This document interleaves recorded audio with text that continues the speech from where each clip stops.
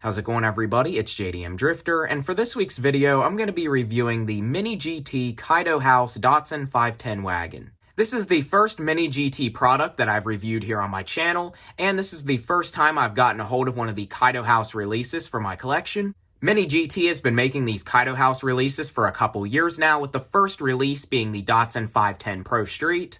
That was the two-door coupe version of the Datsun 510, but I thought for my first one, I would go ahead and get the 510 wagon. Mini GT has been working with Kaido House now for a couple years. I will give a little bit more history about Junamai and Mini GT later in this video. But from what I've heard about these diecasts, these are super detailed, ultra premium Mini GTs. This was a little cheaper than what they usually go for on eBay and at hobby dealers, so I thought one of these was finally worth getting.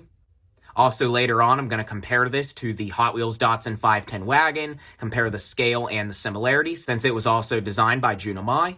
But first up here, before we go into any more detail or anything about the Kaido House and Mini GT brand, let's go ahead and take a look at the box of this car before we open it up. The package on these feel really premium. It reminds me of kind of the box like an Apple product comes with, and definitely feels a little bit more premium quality than the Hot Wheels RLC packaging. Here on the top of the box, we have the picture of the Datsun 510 wagon. I really like the pink color and the theme of the Japanese writing and flowers on this one. I think it looks really cool.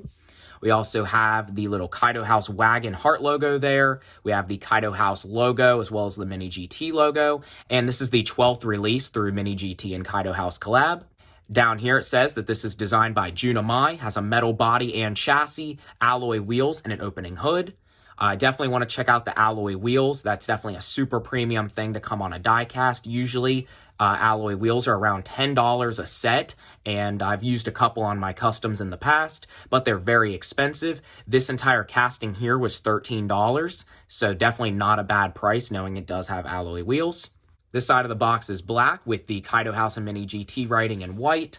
And on the other side, the box is white, but with the Mini GT in red and the Kaido House in black. And last here on the bottom of the box, we have the little foil TSM model sticker, which if you don't know, TSM model is who owns Mini GT. And we have all your licensing and Instagrams and everything here on the bottom. The only thing that actually says the name of this model is down here. It says that this is the Datsun Kaido 510 wagon Hanami version 1. They also did this in a green color as well, but they also don't say on the box that this is a 1971 Datsun 510 wagon. And the Hot Wheels Datsun 510 wagon was also in 1971. I like the style of this one more than the Pro Street 510 Coupe. I think that one's been overused a little too much, and I'm not a big fan of that look. This has more of a classic JDM theme, and that's why I like this one more.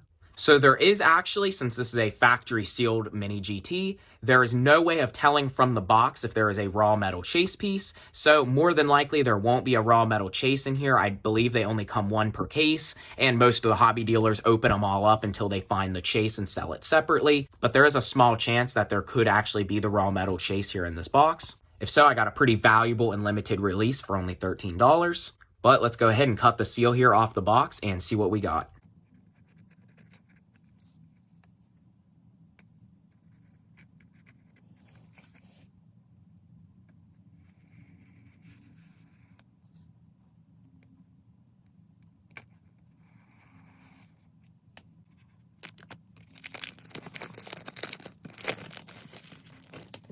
Okay, so the seal is removed, so now let's go ahead and slide the lid off here and see what it looks like.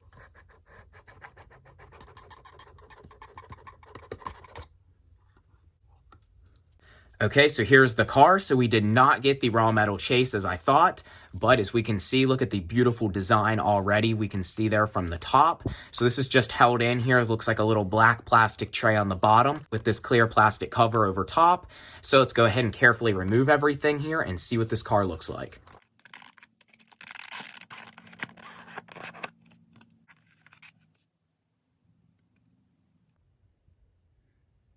Wow, this casting looks really, really nice in person. I've been wanting to see one of the wagons in person for a long time. I have seen what a couple of the Datsun 510 Pro Street Coupes have looked like, and I definitely thought they were really nice looking pieces.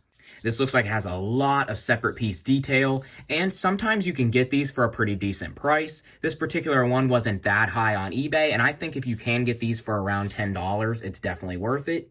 I still don't think this casting is worth anywhere from around $20 and up. I know the chases of these go for really good money as well.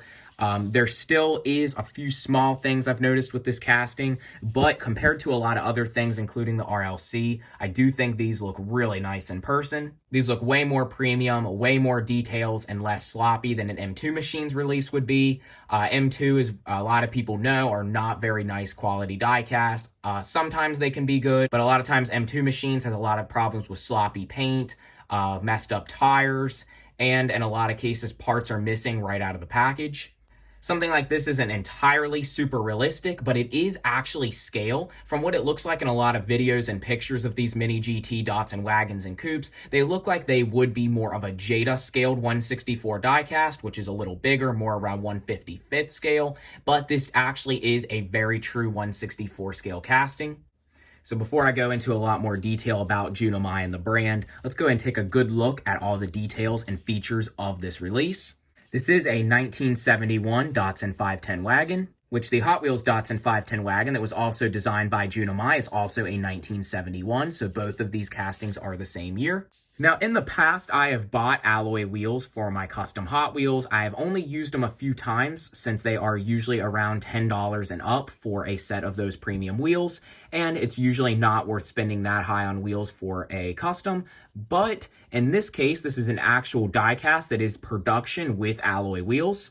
Now, I'm not 100% sure if these wheels are entirely alloy or if it is just the actual barrel to these deep dish wheels. This is a staggered setup with deeper wheels in the back than in the front, with a white 5-spoke center and a low-profile tire with no tread detail. But I'm not sure if the little center there is plastic. I assume it is alloy and it is just painted in white, but I'm not 100% sure. These are more premium looking than aftermarket alloys for custom diecast because these are open spoke. And I really do like that kind of machined look to the barrel of the wheel. And these are definitely super deep dish with also a little bit of a stretched fitment. If you can kind of see there, the rim does poke out from the tire a little bit, which definitely gives a more realistic, aggressive stance. We also have here in the front of this casting a separate piece front grille with what appears to also be 4 individual lensed headlights, and the little grille mesh in the middle also appears to kind of have a black wash over it to give more detail, and a separate piece front bumper there on top of it. The bumper lip here that says Hanami, it appears, with some flowers on the sides, is also a part of the body, so it is not a separate piece, but it is painted to match. The little fender mirrors here are painted silver, and they're actually rubber, so you actually can't break these off, unlike with M2 machines and some other brands. They have very fragile mirrors, so I really like that method. I think a lot of 1/64 castings need to have mirrors to look premium, and to have them where they're unbreakable definitely helps. This also has crystal clear windows with a white Datsun windshield banner there, and this appears to have kind of a gunmetal gray, but with a little bit of a goldish shade to it, dash, as well as it appears, which is kind of hard to see, 2 individual racing seats in the front, which are painted in the same color, and it appears as back seats as well, also painted in the same color. We don't have open windows, but they are all crystal clear, so we can see all around the casting. Pillars are actually on the side, a part of the actual body and painted to match, as well as some silver window trim, pretty nicely applied around all windows. It also looks like we have a multi-piece separate white roll cage in the interior as well, and the rest of the interior floor pans and everything also appear to be kind of a flat white. This is a right-hand drive example of the Datsun 510 wagon, as you can see there. The Hot Wheel casting was left-hand drive. We also have these really nice wide-body fender flares. This casting was also based off of Junimai's redesign he has done to his real-life Datsun 510 wagon he revealed at the Japanese Classic Car Show a couple years ago, which is what this casting was originally based off of in the first color. We also have all of the Kaido house and flower and Japanese designs here all over the roof, the top lip spoiler back here, and the hood of this casting. We have some Japanese stickers here on this side of the rear windows, as well as a wagon heart there on that window. We also do have separate piece lensed red taillights here, as well as a Kaido house decal on the back, a Japanese license plate, and the Datsun 510 badging. The back bumper here is also a separate piece chrome insert, and we have a little separate piece dual pipe here sticking out in the back. Now, for a very cool part of this casting is this really, really cool kind of chrome, purple, and blue metal chassis. It's just held together with one Phillips screw, it looks like here in the front. And I've never seen a diecast with a chassis that looks like this before. This is painted kind of in like a holographic foil kind of look with that chrome kind of Spectraflame purple in the middle. We have a little bit in the dots here and around the screw of a chrome kind of yellow and blue around the edges. This is definitely a really, really cool looking base, and I've never seen anything really like it before on any other diecast. I know it's a really popular and exclusive thing with the Mini GT Datsun 510s. Plus, this is a separate piece here in the back of what appears to be a diffuser, also painted to match, which is kind of cool. And one of the most important things about this is the opening hood here. It appears we have a red and chrome with a few other details painted Nissan twin cam engine. We have a painted to match engine bay. Underneath of the hood is painted to match as well. We have some Greddy details in there. The top of the engine is painted red. We have a few other small little black and white details, as well as it looks like we have a turbo and intake there on the right side. It's definitely a really nice little detailed engine there. This was the second casting that Untitled had released with Mini GT. The Untitled Mini GTs are in the separate series of the Kaido House Mini GT collab. These aren't really mixed in with the normal Mini GT assortments. The first casting that was released with Mini GT and Untitled was around 2020, and it was the Datsun 510 Pro Street Coupe. I'm pretty sure this Datsun 510 Wagon was released sometime around early 22. Untitled had worked with Mattel and been a Hot Wheel designer from 2004 to 2018. Around 2018, Untitled left Mattel to work with a company called Robo Race, which Mattel has also done die-casts of in the past. And then around 2020 to present, Untitled has been working to design with Mini GT. He's also just currently released a Nissan Fairlady Z, also has an R34 GTR, and a Chevy Square Body coming up soon. He likes to do cars with Mini GT based off his own cars and past designs he's done with Hot Wheels, like Untitled did originally design the '83 Silverado. The Datsun 510 Wagon was definitely one of his most famous releases with Hot Wheels, which came out in Boulevard around 2013. And I brought out here to quickly compare to this casting the Hot Wheels 5-pack Datsun 510 Wagon I did a review on last year. As you can see, these two castings are very similar in scale, but the fender mirrors on the Mini GT release look way more realistic than what they do on the Hot Wheels Datsun 510 Wagon. The windows and roof proportions are way bigger and more correct than what the Hot Wheel has. As well as if you compare the base and all the separate piece details, it has really no comparison to the Hot Wheel with how much more premium it is. The interior and the Hot Wheel is just a all one-piece left-hand drive interior with no roll cage, and of course the Mini GT has a ton more separate pieces and details. Plus, the fender flares are way more wider and bigger than what comes on the regular Hot Wheel release. As you can see, the front end is way more detailed other than the poorly textured grille with no front or rear detail on the Hot Wheel 510 Wagon. Plus, instead of having the intercooler with the bumper lip, this just has a stock style bumper with a bumper lip there on the bottom.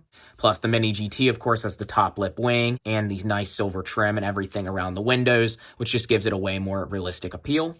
So overall, this is a very nice casting, and I definitely think for a good price, these would be worth getting. So now I'm going to go ahead here and put this on the turntable, and I think that'll be about it for this video.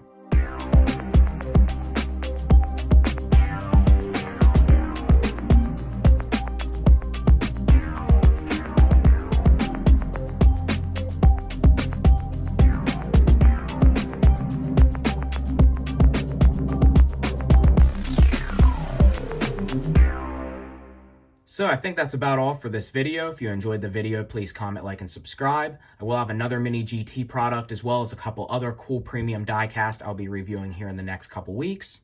I definitely think this is a cool piece to add to my collection, and I know a lot of other people have been liking these as well.